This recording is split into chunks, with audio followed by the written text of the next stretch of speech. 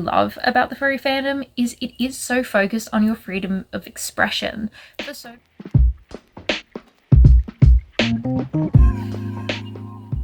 Ew, a furry.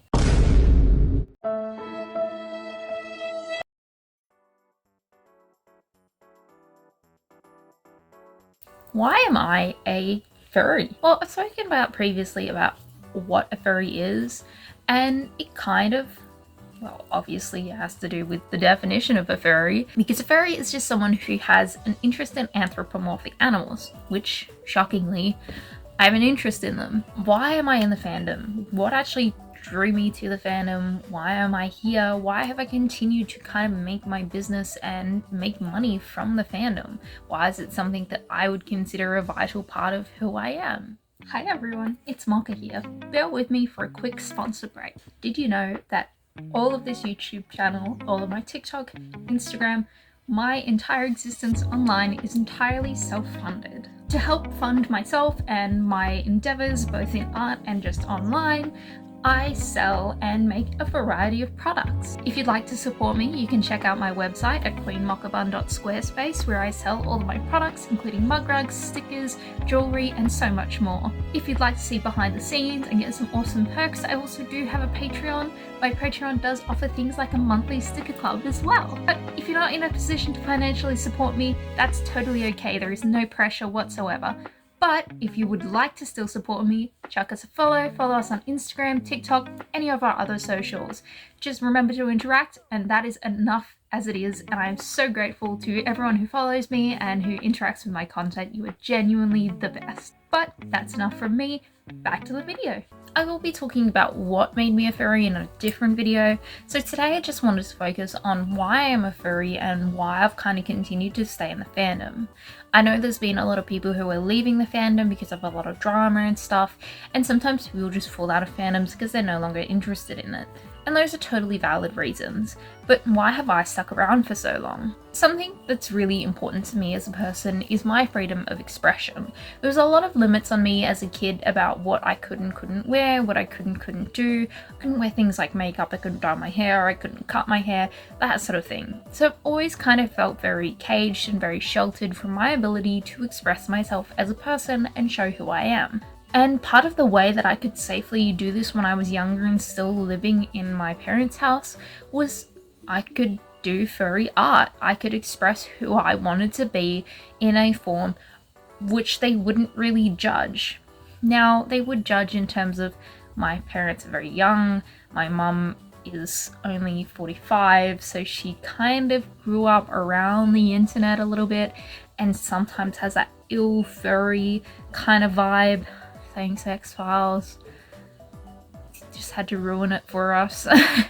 But it was a way for me to kind of express myself in a much safer way. I wasn't going to get in trouble for drawing furry. I might get a bit of a side eye or a what is that, but nothing else. So it initially kind of grew from me wanting to, particularly in terms of appearance, express myself in ways that I just wasn't allowed to do in the space that I was in. And that's kind of what I really love about the furry fandom, is it is so focused on your freedom of expression. Personas and characters are often representations of you or parts of you. You're able to create a character that better represents yourself than you are maybe able to express in the real world for whatever reason. And it's something that I really appreciate and that I really enjoy and that I found a lot of solace in when I was younger, and I still do. There's a lot of restrictions in terms of just living life and living in a society. I know, I live in a society, but there are restrictions and limitations. For example, I have tattoos. I know that having tattoos in Australia is a risk. If I have any neck tattoos or anything on my hands or on my face, that I'm at risk of getting barred from jobs, getting barred from pubs and clubs, that I might not be able to get out, that I will face discrimination in the outside world. And so there are limits to what I'm able to do because I know that that's not something that I could necessarily handle. But I can make a persona that's covered in tattoos as much as I want to be, and they have no repercussions. And there's no repercussions for me making that character and expressing myself through that character. And that's kind of what's kept me in the game for so long. I myself have been not so much involved, but on the sidelines of drama, and I've seen my fair amount of furries having goes at each other about silly things, and it is something that can be really stressful, and sometimes people just don't want to deal with that, and so they step away. But for me, the freedom of being able to express myself in whatever way I feel like I want to on that day is something that's much more important to me than two people arguing over something stupid. This also ties into my identity as a trans person because I tend to be quite femme presenting, reason being I'm kind of surrounded not by like transphobes, but people who kind of struggle to understand that whole thing, and in this living situation I'm in, it's just best for me to express myself as female because it's just what's easiest, and I don't want to have to deal with educating people around me and kind of side comments from people who don't quite understand what being trans is. And again, it ties into that I can express myself however I want. In being non-binary, I will swing from wanting to be really masculine one day to wanting to be feminine the next. And that includes things like wanting facial hair. And that's not something that can just magically appear or magically disappear. So it's really easy for me to go, I'm feeling really masculine today. You know what? I'm going to draw Mocha as this really manly man, this really macho man with facial hair and stuff.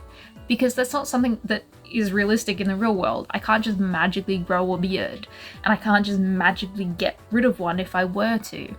So it's a really easy way for me to express particularly my gender in a way that I just can't in person. It also is a great way to express your sexuality, and there's a lot of arguments in the furry fandom about, oh my god, but there's kids, so it has to be safe for work. But I will do a video on this topic another time, but I am of the belief that there is always going to be not safe for work in the fandom, and that it is a vital part of the fandom as it is for any fandom, and that it's a really good way to express yourself sexually, especially as someone who is demisexual. It's a great way to kind of express things that I can't necessarily in person because of how I feel and my sexual orientation. It's also just kind of something fun. I do think there's a lot of limitations in terms of people wanting to express themselves in a sexual way, and that the furry fandom offers a way for people to do that without necessarily having to do it in person or make themselves feel uncomfortable to do so. But that's just a little bit about the expression side of it. I've kind of pooped on the, I suppose, community a little bit with them tending to kind of lean towards drama, but I will say there's drama in any community, any fandom that you're in, there is always going to be some variety of drama. But overall, the furry community is wonderful. I've spoken about this before. I love being a part of my community. I love participating in my community. And honestly, they are some of the nicest, sweetest people I have ever met. I have brought up that I'm having a tough personal time before, not delved into details, and people have offered me money, have offered me advice, offered me jobs, places to stay, people who I don't even know, because they're just so sweet and so kind, and they see anyone struggling and they just want to help. I think a great example of this is I work in a charity auction, as I've spoken about previously, and last year we made $20,000 for a charity. This was literally people just donating because they loved the charity and wanted to give money to the charity. There's $20,000 that we raised in one night thanks to the kindness and lovingness of the furry community. They're also very, very open. Now, there are some spaces in the furry community, of course, like any community, where people tend to kind of be a bit more right-leaning. But the furry community on the whole tends to be very gay, for lack of better words. There is a high proportion of people who are in the LGBTQI+ in the community, and as a result they tend to be very open and they don't judge as much. You can say you're any gender, any sexuality, and people will accept you, and quite often those sorts of things don't even matter because there is an underlying kind of expectation that someone is going to be queer in the community. Now, not everyone is, and there are issues with assuming that people are just automatically queer for being a furry, but it does mean that if you are queer, most people just don't, which is really nice. But it does mean that if you are queer, most people just don't care, and that's something that's really nice. It's all well and good to show your pride and to identify like I do myself with your queerness, but sometimes it's really good to just be around people who just don't care and it's just not something that's even brought up.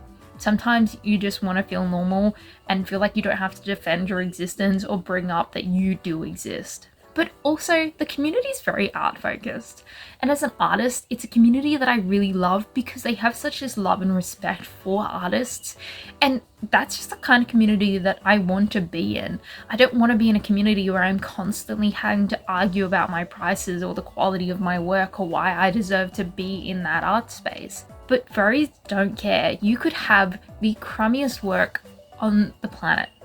And I did this. My first digital artworks were crap. They were horrible. Like, I wouldn't give them to my worst enemy. But people were willing to pay me good money for me to draw these crappy drawings for them because they just love art and they will pay or do anything to get their hands on it. And they just love and respect artists so much. And it's something that I truly, truly appreciate. I love that it's such an art-focused community, and so they have this just general understanding of how to work with artists, how to respect them, and kind of hold them in high regard. And it's another reason why I've put aside a lot of issues with the furry fandom, because there are such good sides to it. Ultimately, me being in the furry fandom and being a furry is because it's fun. I just enjoy it. I love going to conventions, I love going to meets, I love being in my community. It's something that I just really, really enjoy. And for me, finding joy, finding happiness, doing things that I love is very, very important to me. I thrive on doing things that I enjoy, and I'm not going to give it up just because there's a bit of drama over on TikTok. But that's just a little bit about why I am a furry. I know there's lots of reasons for why people are or aren't furries or why they leave the fandom, but for me, I love the community. It's just such a wonderful community as a whole. The people tend to be wonderful. I know there's some bad eggs, but I don't think that should discount the great work that the furry community does. And I love that the community gives me this opportunity to express myself in ways that I just genuinely could not in real life. And it's just fun. I like dressing up as a giant dog. I know it seems really weird, and it is weird, but it's fun, it's enjoyable, it brings me so much happiness, and that's all that's important. But let me know, if you are a former furry, why did you leave? Or are you thinking about joining the furry fandom? I've seen a few people crop up here and there about wanting to join the fandom or unsure, wanting their own persona. But overall, just let me know your thoughts down below. Don't forget to chuck us a follow, and I love you all, and I'll see you in the next one.